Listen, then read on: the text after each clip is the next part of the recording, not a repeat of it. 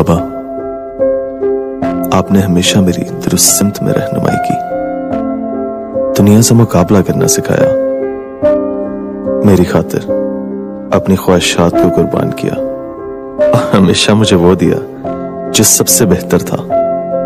मैं जीतता तो आप खुश होते, हारता तो आप मेरा हौसला बढ़ाते। आपका साथ मुझे हिम्मत देता। मैंने हमेशा आप जैसा बनना चाहा। आपने ही सिखाया कि हर उस चीज का इंतखाब करना जो जिंदगी भर का साथ दे।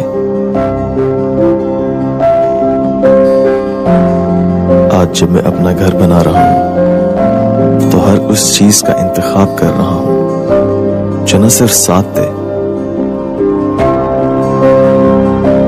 बल्कि मेरे खानदान का तहफ्फुज़ भी करे।